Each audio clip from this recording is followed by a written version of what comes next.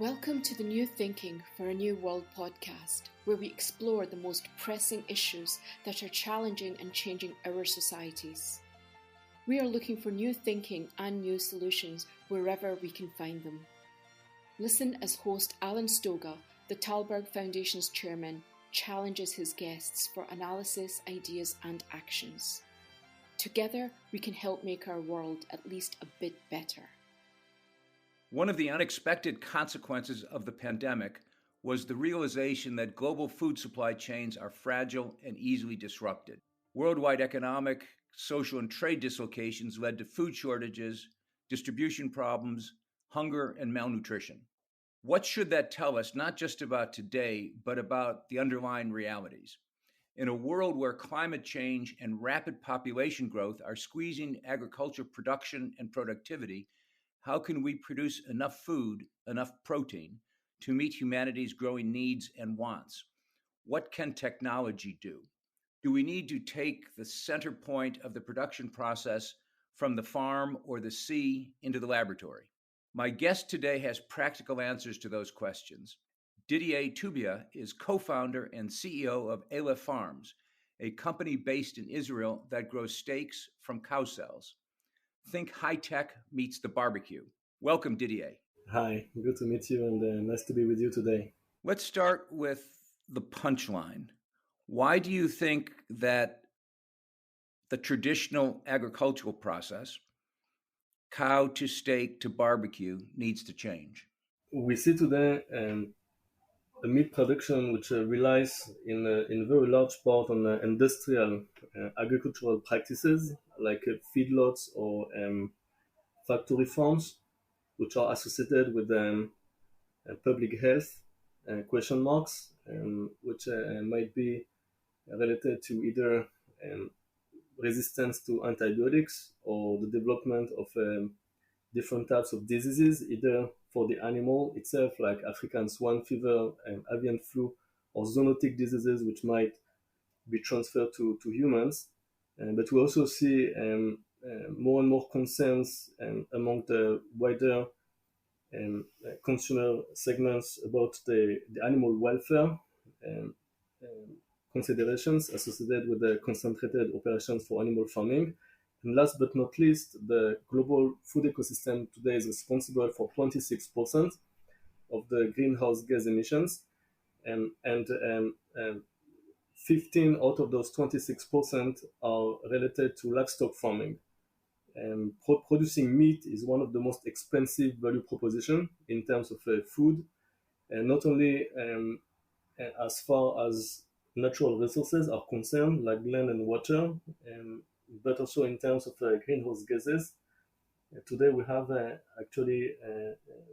we're using 1.7 times the resources planet Earth puts at our disposal, and we really needed to change the way we produce our food if we want to preserve the planet for the future generations. So there's a lot of things wrong with the existing industrial scale production of meat. What is it? How does cultivated meat solve those problems on the negative side? And what are the positives from your perspective of cultivated meat? Cultivated meat is about producing the same meat from the ground up by using the same cells which compose the meat, which develops spontaneously within the body of a cow, and reproducing the cells outside of the animal's body and arranging them in a way which reproduces the structure and the texture of the steak. So we're actually producing the meat directly from its building blocks, instead of waiting for 2, 3, sometimes 4 years or more for the meat to form within the animal's body, then to slaughter the animal and harvest the meat from its carcass. So it's a new way to produce meat, which is much more efficient in terms of resource utilization. We use between 92 and 98% less of land, of water. We emit 92% less greenhouse gases and carbon emissions. But we also avoid the use of antibiotics, and the meat grows in a closed system, meaning with no possibilities for contaminations like E. coli, Listeria, or others. And last but not least, We avoid all the animal welfare concerns associated with concentrated operations for farming. The technology of growing stem cells, of growing meat in vitro, is well established and well tested. And you've just described some of the advantages. What are the biggest impediments to production at scale? The technologies on which we rely have been originally developed for regenerative medicine, for medical applications, with different requirements in terms of functionality of the products, in terms of cost, of inputs, of scale. And so we really need to reinvent the way we can produce muscle tissues in our case, which are actually steaks at large scale, and drive the cost down so that this product would be relevant in the food sector. So the challenges are primarily related to finding out the right technologies which can be applicable to a large scale cultivation of meat at a cost which would be low enough in order for the product to be relevant in the marketplace. If I understand what you just said, the technology to produce cultivated meat exists, but the technology to produce it efficiently at scale still requires further invention, further innovation. Is that the case? Yes, that's the case. There will be economies of scale with the cultivated meat, and the cost originally will be relatively expensive and will go down as we increase the production capabilities. Same as many other innovations, such as, I don't know, EVs or batteries for electric vehicles, same as solar panels, which have been originally relatively expensive and are now competing with the fossil fuel, or even digital cameras, which were very expensive originally, and now we can find one in any smartphone. Cultivated meat will follow the same path. But beyond scale, we also need to innovate on the production platform itself. At Aleph Farms, we have developed 5 different modules and a unique formulation for the growth medium, which is the feed to the cells. We directly feed the cells instead of feeding the animal, which then digests the feed and breaks down the nutrients so that they're brought to the cells by the blood. So we kind of shortcut the feed. And one of the challenges is to reproduce the same environment for the cells as seen within the animal's body. And we have achieved a very good outcome with that. We have developed our own processes for making the cells the vision more efficient, for them to grow more efficiently. We have developed our own cultivator, which is the equipment in which the cells grow, and to make the technology suitable for mass cultivation of steaks. So we also need a deep tech innovation, combination of scale and innovation. It's impossible to predict. That's why it's fun to ask the next question. What is the timeline in your mind? When do you think those problems you've just identified will be solved? We see first products coming to the market as we speak. There has been a first regulatory approval for a cultivated meat product in Singapore in December last year, 2020. And there are other companies working on approvals in the US, in Singapore, in different parts of the world. I believe that within the course of the next couple of years, we'll see 5, 6, 7 products being launched. Those products will still be marketed at relatively small capacities. I believe it will take 3 to 5 more years to really reach large scale production and to reach a stage where cultivated meat becomes mainstream. And so to your question, I believe that we start seeing first products coming to market, but at small scale. We don't expect cultivated meat to be available on each, supermarket or grocery store's shelf before 2025, 2028. What product actually has come to market in Singapore? Mm-hmm. Many companies are going for simple products and kind of low-hanging fruits, like just cultivating cells and then harvesting them from the cultivator and blending those cells with other ingredients to make a processed food product. And at Aleph Farms, we actually go for a different strategy. We walk a different path. We focus on quality meat and quality food. We're the first company which has successfully grown a steak a thin cut beef steak at the end of 2018, almost 2 years ago, which is a first platform we have since then developed into a commercial product, which we are in the process of transferring to production. So we'll see different types of products. The first products commercialized will hopefully be simpler. The reason why Ale Farms is focusing on quality meat is because, in our views, meat is not just a protein. Meat is an experience. Meat relies on the three dimensions of quality: the sensory quality, of course, meaning taste, flavor, texture, but also the culinary quality, how it cooks, which is a big limitation of plant-based meat analogs, for instance. And last but not least, nutritional quality. And what we do at Elephant is really to look at our meat as an experience, an emotional product, and we really want to make sure that we deliver what the meat really means for the consumers. That will be key in our mind for driving long-term consumer acceptance. One of the issues floating around the sector is cell line engineering. That is to say, the possibility of genetic engineering to make a better product, similar to what's happened in the production of corn or of wheat or of soybeans, where you've had genetic engineering to produce products that are more resistant, or strains that are more resistant to disease, more resistant to pests. How do you think about cell line engineering in your space?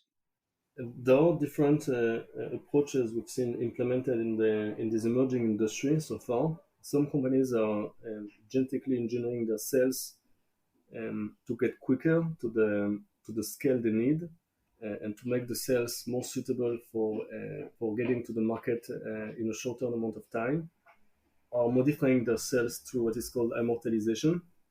What we decided to do at iFound is really to stick to the natural cells, not to modify the cells.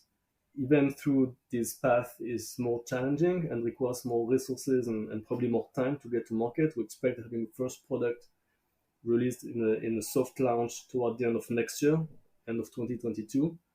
But again, we believe that at the end of the day, what's more important than time to market is time to acceptance. We have to make sure that we deliver a product which would meet the consumer expectations. And based on many market surveys we have performed in the US, but also in the UK, in France, Germany, Japan, Brazil, we know that being non-genetically engineered will be important for driving acceptance. The distinction between genetically modified food and non-genetically modified food is an important one in terms of consumer acceptance. More broadly, I've seen a lot of polls that suggest people are, in fact, open to cultivated meat. I'm not sure they've quite thought through yet the distinction between genetically, non-genetically modified, but a bit like the introduction of the Impossible Burger at the fast food chains, I would imagine that people will consume good quality when you produce it, regardless of how you produce it. Is that a fair assumption? We do see a huge difference in expected acceptance between genetically engineered meat and non-genetically engineered meat, especially in Europe, including in the UK. In France, for instance, the acceptance for GMO or genetically engineered meat is cultivated meat would be only 27%, while non-genetically engineered meat would benefit from 89% acceptance. So huge difference. It's true that in the US, the awareness or the concerns about genetic engineering are not that prominent as in Europe. So again, I think at the end of the day, it will be very much cultural. On the consumer side, there will also be some differences on the regulatory path side. For instance, in the US, the USDA and FDA, to the best of our knowledge, are not really making a big deal of genetic engineering. In Europe, for instance, marketing a genetically engineered cultivated meat would require a completely different regulatory path. And in many other countries, including in Asia, there would be also significant differences in the resources required to take those products to the market. So we believe it's an advantage. There is, of course, room in the market for other types of approaches than we are implementing. But we believe it's a strong differentiator. You are one of the pioneers of a new space, and I suspect that the existing regulatory framework in the major industrial countries is not really ready for what you guys are doing. What are the regulatory challenges? To what extent do you need to educate the regulators? Actually, in the US, the USDA and FDA, especially the FDA, have been very proactive, reaching out to the industry with the public meetings as early as 2018, and calling for all the stakeholders to come and share their thoughts, their plans. And they've been very keen on learning this new approach for producing meat. And we've seen similar approaches in other countries like Singapore, for instance, in Asia, which has been the first country to clear cultivated meat for marketing last year. And so it really depends on the countries and the jurisdictions. In Europe, for instance, there is no framework for pre-submission meetings, meaning that the EFSA, which is responsible for regulating novel foods in Europe, can't really reach out to the companies, and companies can't really reach out to them prior to the actual submission of the application. So it makes the education process a bit more challenging. But overall, I think that the regulatory authorities are very keen on learning about it, because cultivated meat, in our views at least, can bring a lot of benefits in terms of traceability. We do see the meat industry investing a lot today in improving the transparency of the supply chain, and cultivated meat is actually 100% transparent and traceable inherently. We can also avoid contaminations in meat, and even through the very, very large majority of the steaks we can purchase today are clean. Still 22% of the Americans dying every year from foodborne illnesses die from eating meat. And that's why there are some strict requirements for cooking the meat at a relatively high temperature. On top of that, we can also reduce the use of antibiotics in animal farming drastically. The USDA has banned the use of antibiotics for prophylactic uses since 2017, if I'm not wrong. But still, over 50% of the farms are using antibiotics in the farming process in the US. And this massive usage of antibiotics is one of the key drivers for the development of resistances, which then cause a significant public health issue on the human side. So for all those reasons, I believe the regulatory agencies do see the benefits and are interested to see more production systems available in the ecosystem. If you feel that the world lacks global leaders, please help support the Thalberg Foundation programs. Individual donations are being accepted at thalbergfoundation.org/donate. That's TALLBERG foundation.org/donate. As this industry, as your work continues to evolve, what do you imagine the global supply chain is going to look like? Is this locally produced, locally distributed? Is this locally produced, globally distributed? First, I believe that we will see the emergence of cultivated meat as a new category of meat, same as we have white wine and red wine, which are two different types of wines, which are coexisting in the market and share the same basic characteristics of being wine, but still have slightly different attributes and value propositions. We believe that we'll have two categories of meat: conventional meat, harvested from the carcass of a slaughtered animal. And we do see this category reverting to more regenerative and extensive production processes, and that there is a strong trend toward more organic grass-fed beef on one hand, but also a strong push from the big companies. Cargill, for instance, has committed to revert 10 million acres to regenerative farming in the US by 2030. PepsiCo, 7 million acres in Europe, for instance. The European Commission is calling for increasing the organic food production from 7 to 20% of the total food produced every year. And so there is a strong push toward regenerative agriculture. And in parallel, we do see cultivated meat as a better alternative to industrial farming, which represents today 70% of the global meat production. And so we see cultivated meat being the mainstream product, and conventional meat being more kind of meat for special occasions. And cultivated meat will bring specific values, not only in terms of sustainability, animal welfare, or public health. It can also bring other benefits in terms of customization and tailorization, of standardization of the meat for the food service, and personalized nutrition. It can really bring a lot of unique values which conventional meat can't. So they will not necessarily be interchangeable. That's why we are talking about two different categories. And cultivated meat, in our views, has a big difference, is showing a big difference with the conventional meat production, is that we can produce meat anytime and anywhere. Cultivated meat does not rely on the availability of local natural resources, such as land and water, and can also be produced under any climate. And today, the beef production and meat in general relies a lot on imports and remote production. And there are some parts of the world which are producing excess of meat, some parts which are importing meat. For instance, China has imported 90% of its beef, Japan 65%, Singapore 100%. And we believe that cultivated meat can provide a great benefit in terms of food security, producing the meat locally with the short supply chain, resistant to crisis, and much more resilient, but also resistant to climate change, while empowering the local communities, keeping the value creation within the community, and providing the right amount of nutrition and quality food to the people who need it when they need it. The big vision of Ale Farms is to provide high quality nutrition for anyone, anytime, and anywhere.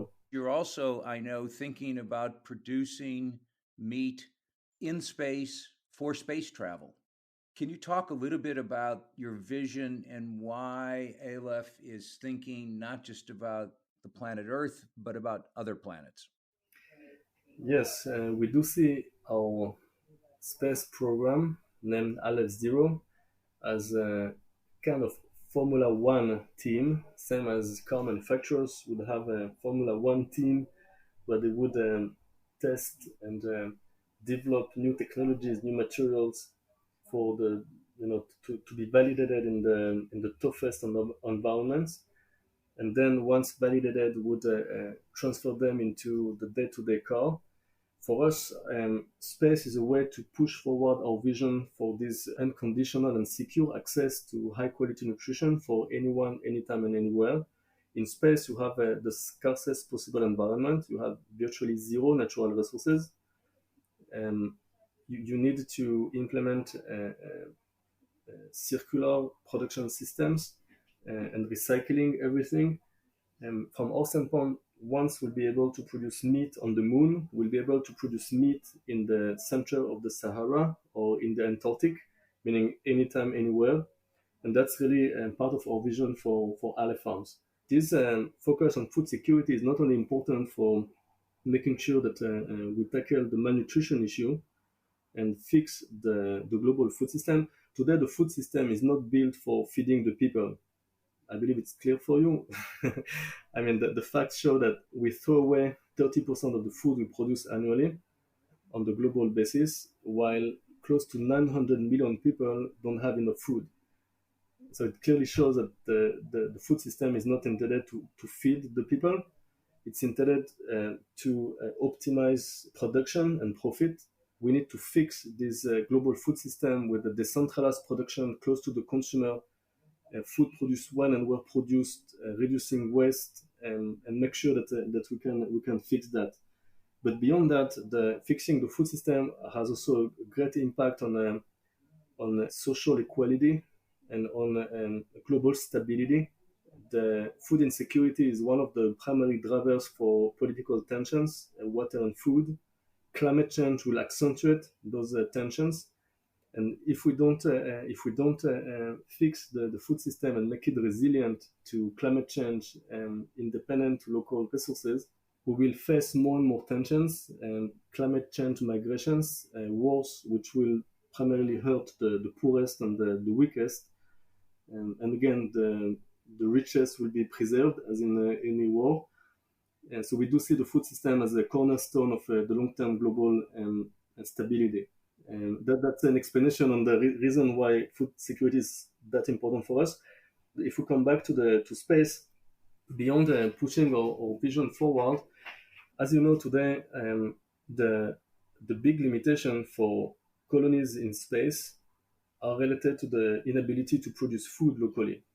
You can't farm animals on the moon because, of course, you don't have the food, the climate. You have little of water, of course, on the moon, but not much. And so, if you'd like people to live on the moon or to live on Mars, you can't just rely on shipping food every time. It will be too expensive. We need to be able to develop new production systems for local production.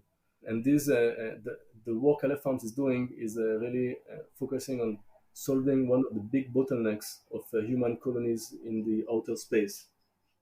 I love the idea that if you can produce meat on Mars, you can produce meat in the Sahara. And that certainly would go, as you said a moment ago, a long way towards actually getting food to the people that don't have food, as opposed to just one more alternative to those of us who live in industrial countries and in the main have, even if it's inefficient and ineffective, in the main have enough supply. Let me end with one question. If you had a magic wand and could wave it, what would you wish for to accelerate this process? How do you get all of this done faster, more efficiently, more effectively? I think that the big challenge for a company like Aleph Farms and the other companies in the space is to scale up quickly and being able to quickly build large and efficient cultivation facilities in order to meet the demand on one hand, but also to drive the cost down. As I said, there will be economies of scale at play. And so if I could have a magical wand, I would just wish for 10 large-scale production facilities being built instantly in key markets, and that would be great. Well, it's a magic wand I think we should all hope that you find, because clearly, for all of the reasons you've described, success, not just as a business, but as a concept, is important to mankind. So thank you very much for this conversation. I'm looking forward to the opportunity to meeting one of your steaks, hopefully either in a restaurant soon, or I'll come to Israel and have a bite. Thanks for having me. Bon appetit, and wishing you, Alan, and the audience a good day. Thank you for joining us. Please rate our show on Apple Podcast and subscribe. Meanwhile, you can find us on Facebook, Twitter, and Instagram, or you can subscribe to our newsletter at talbergfoundation.org to learn more about our work. That's TALLBERG foundation.org. Thank you, and we'll be back again next week for another episode of Talberg's New Thinking for a New World. This podcast was brought to you through the generous support of SNF, the Stavros Niarchos Foundation.